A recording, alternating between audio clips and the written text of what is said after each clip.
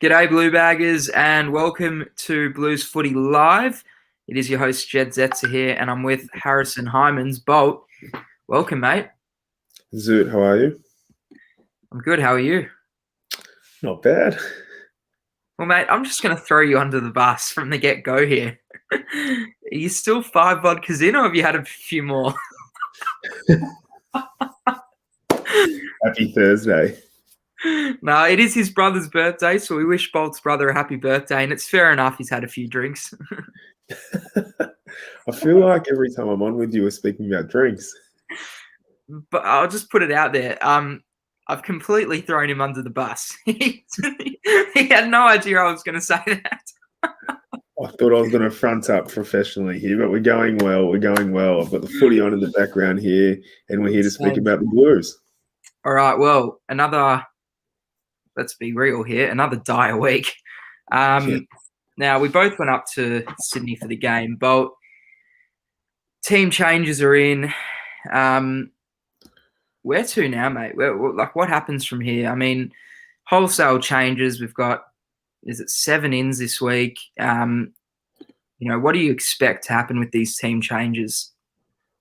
I'm expecting, so Parks, is it dropped? Pittenet's injured and Fisher's injured. So Parks is a straight swap, which is easy.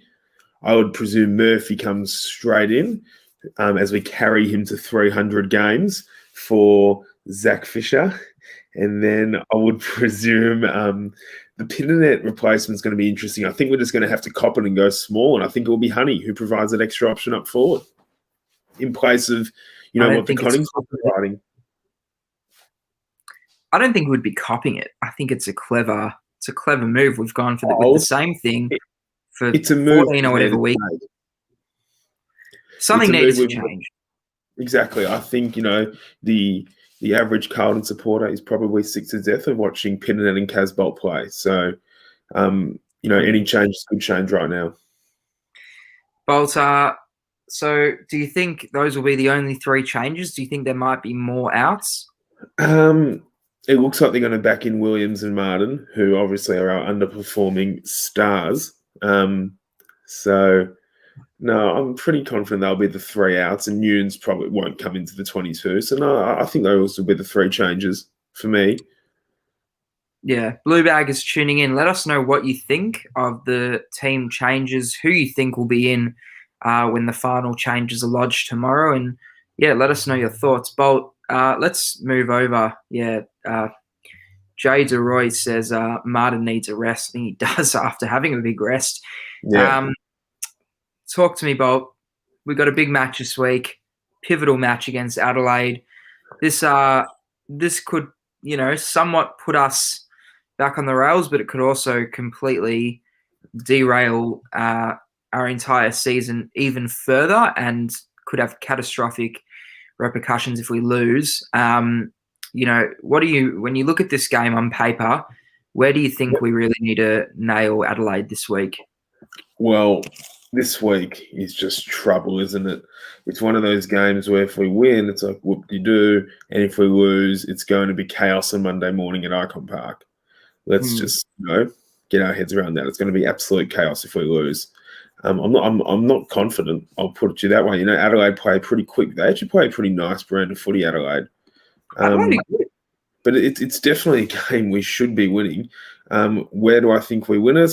Well, I say it every week. We've got one of the skinniest midfield groups in the competition. So, they got some big bodies in there, and it's a bit like, in terms of Sloan and Keys, it's a big, they got some big boys in there. Rory Laird obviously is a gun that will run through. So, I think it always starts in the middle for us. That's where it's always there to be won because, it's probably our weakest position on the ground. So that's where it's to be lost as well. Yeah, I think you're right. Yeah, and you're right. When you look at this Adelaide midfield, it is a big contested ball-winning midfield. But they do have outside runners like Seedsman and Scholl and Brodie Smith will go off the flank. Really good midfield. They've definitely got some runners.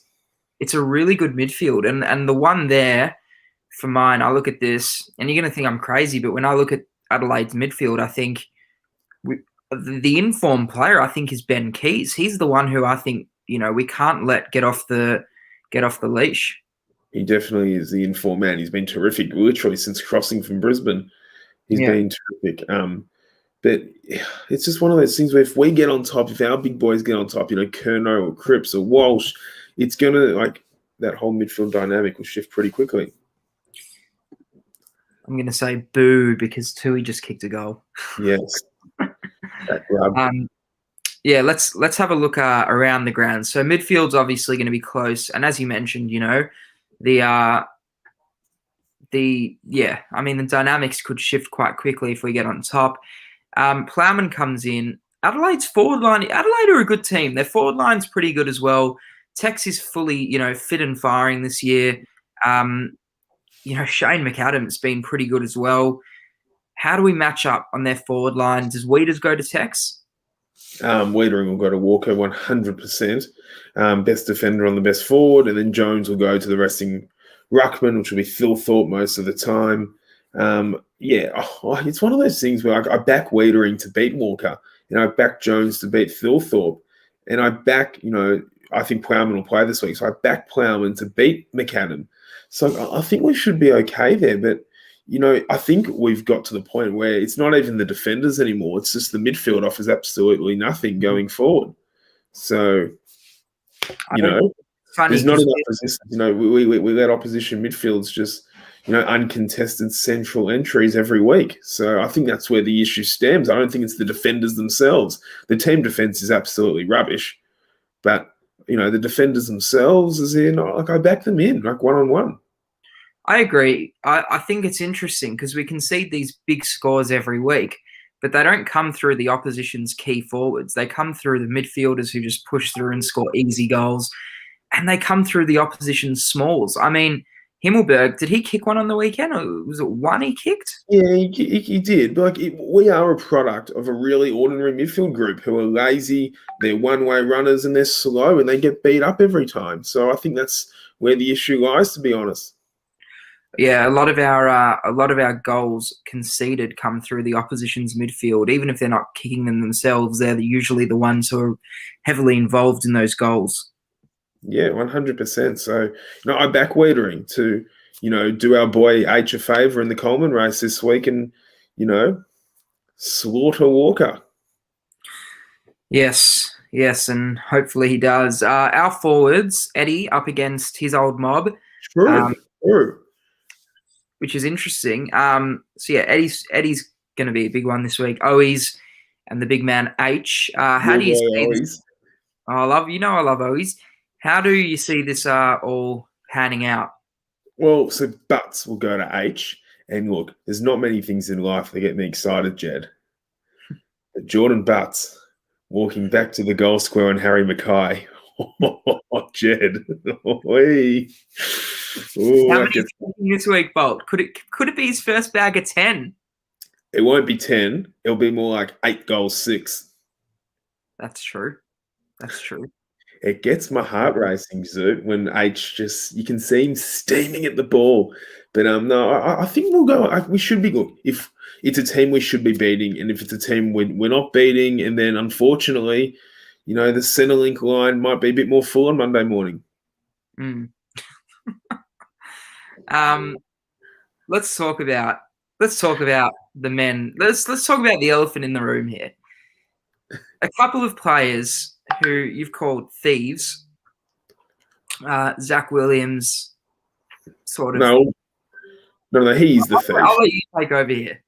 Well, I just think Zach Williams. I think when you bring in a player on that money on a 6-year contract, an outside player that's meant to top up our club, who's meant to take us from one level to the next level, who's been so disappointing, and we've invested so many resources into someone like Zach Williams, performs like the way he has been. I think we've got every right as supporters of this club to feel robbed. As in, and obviously there's, he's got 5.5 years. He's got 5.5 years left to prove me wrong, and I hope he does. But this was such a crucial year for Carlton 2021. This was the year where we had to progress, and we've gone backwards. And Zach Williams is, he's what's the word? he's almost the words escape my mind, but he's reminiscent of how bad Carlton have been. Yeah, look, it's a fair call. It's a fair call. I mean, what did he have? 11 disposals, I think, on the weekend. I don't even know, but for all I know, he probably had a big Saturday night out in Western Sydney. Because it looks like, footy's secondary to Zach Williams at the moment. Let's talk about, Blue Bag is tuning in. Send through any messages, any comments or questions that you may have, and we'll be sure to address them all. Bolt, can we talk about the ruck? So I saw a comment here before, and I'm going to get it back up. Who will be our second ruckman when TDK is on the bench? Is it going to be Liam Jones?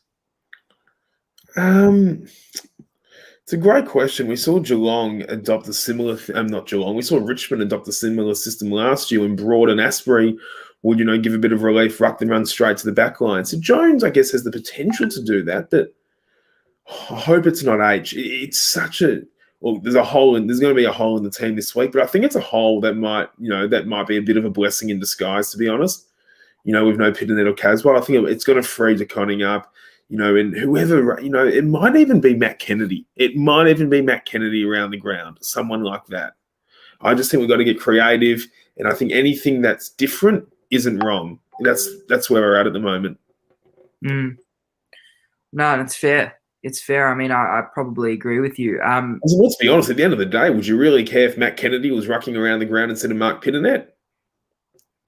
Well, I mean, Kennedy's I don't think it'll be Cripps because I want to preserve his body a bit. But, let's let Kennedy go slam himself against O'Brien or, Phil Thorpe, the second ruck. Yeah, I mean, I guess because Phil Thorpe is the second ruck, Jones might just follow him in there. Yeah, I agree. And that's a good call as well. That might be the go. And we just have to change something up because I can't watch the white crayon anymore. The white crayon. Do you want to explain that one? Oh, it's pretty self-explanatory. Pitternet's as useless as a white crayon. Let's move on. Let's move on. Yeah, I mean, David, the WhatsApps are off. I just saw that. Just realised the WhatsApps are off. I've completely lost my chain of thought after you mentioned the white crayon. Well, the other interesting, concept of this game is going to be Walsh. Because Walsh was tagged out of the game last week. It's probably his least effective game of the season. And you suspect that Keys is going to go to him at most stoppages. And I think it's like, obviously we want Sam Walsh getting involved, but, it's character building for him, and it presents an amazing opportunity for Cripps to kind of, find himself again. And Cripps, it was tough for anyone to get involved last weekend because it was that dire. But Cripps was definitely the best of a bad bunch last week, having not a lot of attention on him. Yeah, that's fair. That's fair. How crucial is it this week that, how crucial do you think it is that our midfield gets on top? I know we've spoken about it, but the more I think about it, this matchup, it's similar to last week. I think we've got them covered on either ends of the ground. It's just in the middle where things can go so wrong. How crucial is it for us that we nail them? It's everything. And Adelaide's got a weaker midfield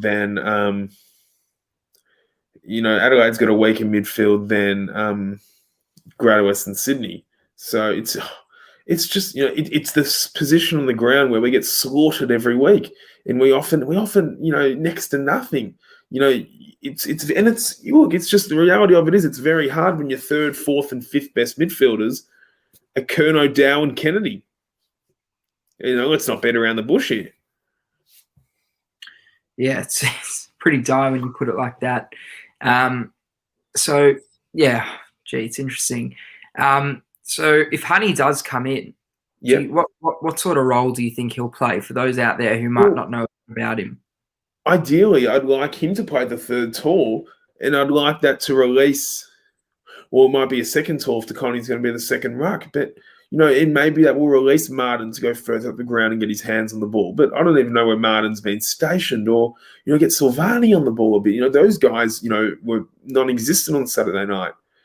So I think Honey's going to be stationed pretty deep if he does play. Yeah. And then the possibility of Lockie O'Brien coming in, because he's also an emergency. If he were to come in, who would go out? Well, I guess he might be a replacement for Fisher instead of, Murphy, potentially. O'Brien coming in instead of Murphy. I'm pretty confident they'll bring in Murphy, though. Hopefully. I don't think Cottrell deserves to come straight back in after a week in the twos. I prefer to see O'Brien or Petrevski seated than Cottrell, to be completely honest. But I get, my gut says Murphy. JJ says Stocker into the midfield with Plough back. Yeah, it should release Stocker, surely. I can't watch another week of Stocker playing full back on the most dangerous forward. What a joke. What an absolute. Oh.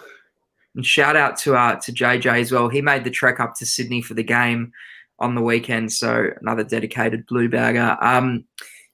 Very unfortunate. I was going to say, can you just talk to us a little bit about the environment at the Giants Stadium on Saturday night?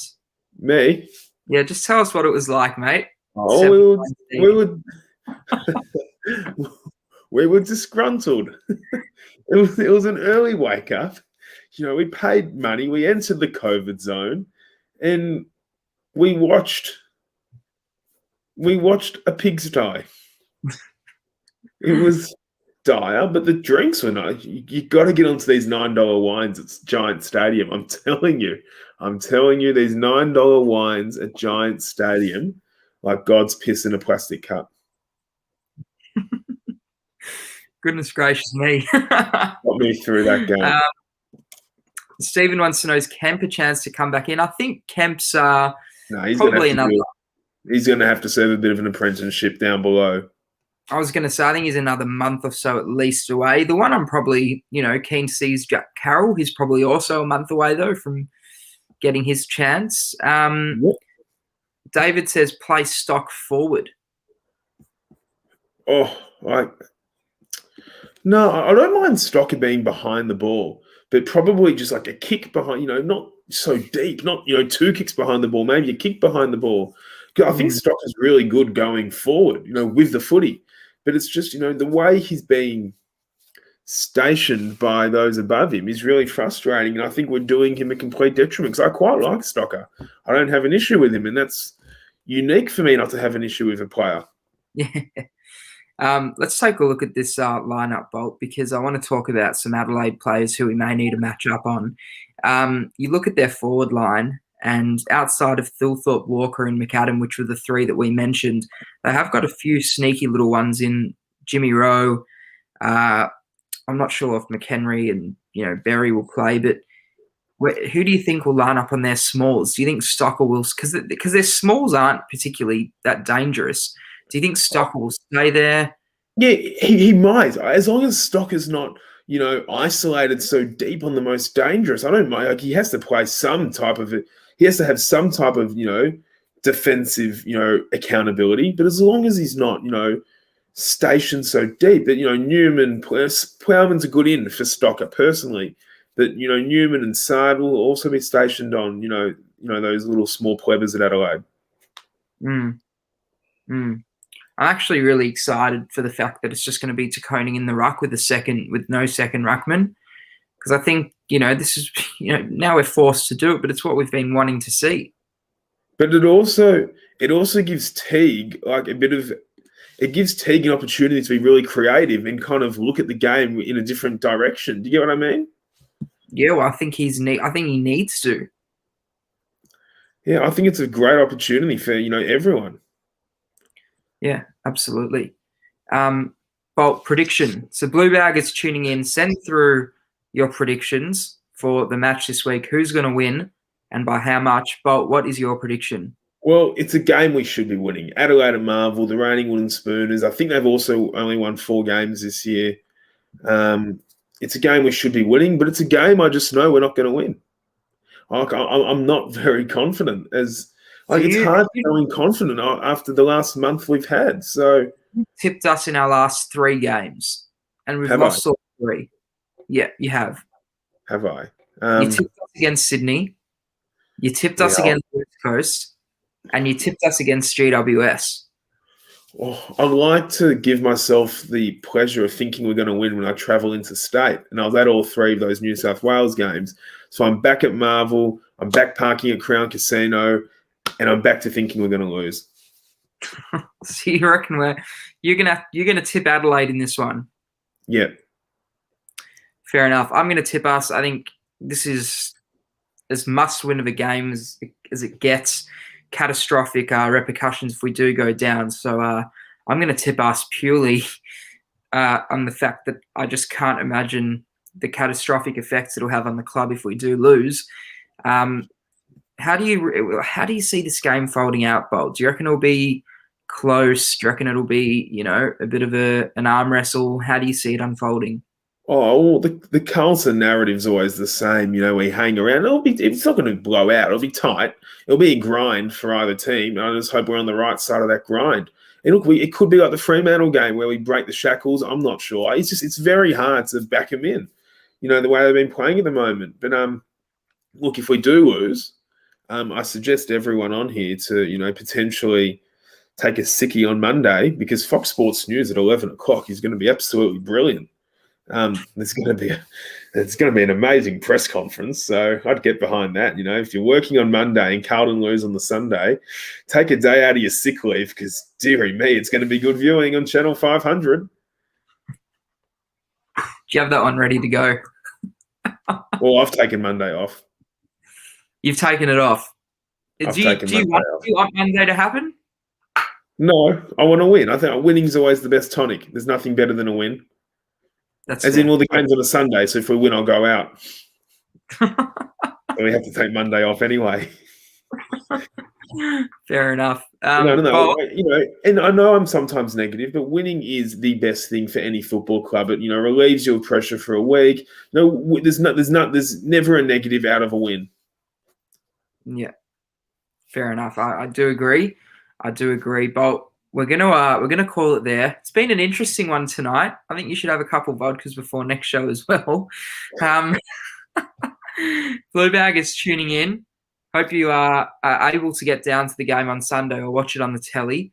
We're back in Melbourne. We're back in Victoria. Keen. We are. Hopefully we get to the game. True.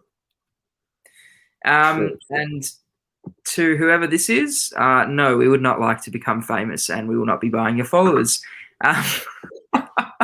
Just thought I'd sneak that in there. Bolt, it's been a pleasure. Blue Baggers, thank you for tuning into the show. Another edition in the books. We'll be back to do it all again next week, and hopefully, as we say every week, hopefully it's after a W. We haven't been able to do it after a win in a while, and I think we're in desperate need for a win, aren't we, Bolt? Well, we are. Need nothing more than a win here. Going to leave it on this. Blues by 30 plus. Blue Baggers, thank you very much for tuning into this week's edition of Blues Footy Live. Bolt, we'll see you at Marvel on Sunday. Yeah, I'll see you there. Cheers.